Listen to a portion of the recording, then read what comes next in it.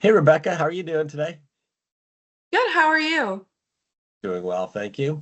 Hey, I'm just curious if you could explain to me how OnBase and Salesforce integrate with one another. Yeah, I'd be happy to help. Let me share my screen.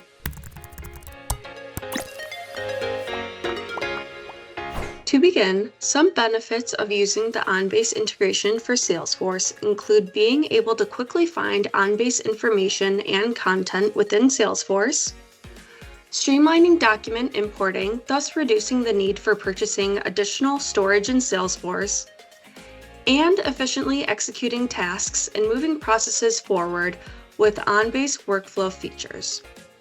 We will be going over each of these in today's demonstration. First, we will want to launch the browser that we will be logging into Salesforce with. Upon logging in to Salesforce, we will first want to work on retrieving a document. We will select the account that we want to retrieve documents for and go to the Documents tab.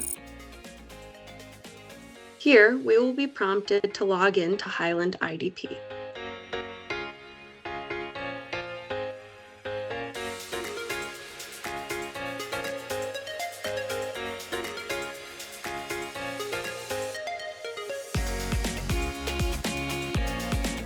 Once we are redirected, a list of documents related to the account are displayed. The search results use an OnBase custom query to define which documents will be returned as well as the keywords displayed.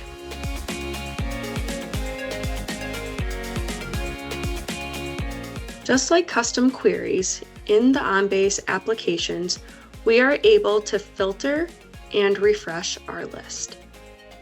To open up a document, we will double-click, and as you can see, the keywords are loaded on the left, and the document is loaded on the right. Once the document is loaded, we then can also select a different display. Some of these include fit to width, fit to height, fit content, and actual size. To go back to demonstrate importing a document, we can click this blue arrow.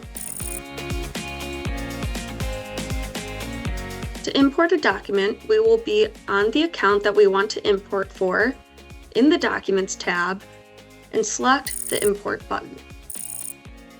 Then the File Explorer of our files will be shown, and we can select from there this invoice that we will want to import.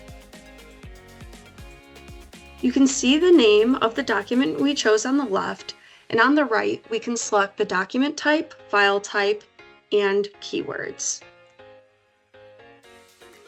For this demonstration, we will want to put in the invoice number,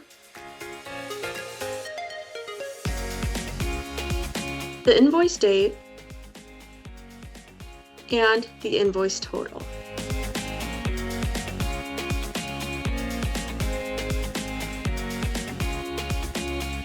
Once OnBase is done uploading our document, a green ribbon will appear at the top, confirming that it was successfully able to upload and import. Now that we are done importing, we can cancel out of this, navigate to the AP invoices, and see the invoice that we had just imported. Last, we will show all of the features of OnBase Workflow.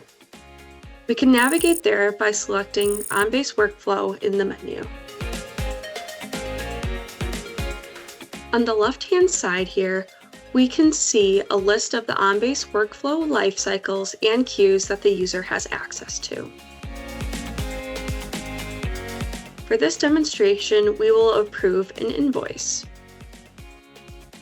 As we can see, we have invoice 913-966-36 for Todd's Deli. Once we have reviewed the document, we can click the drop-down arrow and select Approve, Reject, or Send to Exceptions.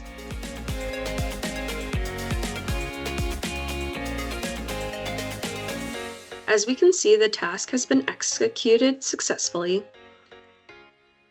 And we can navigate to Pending Post to ERP and select the query that we would like to view.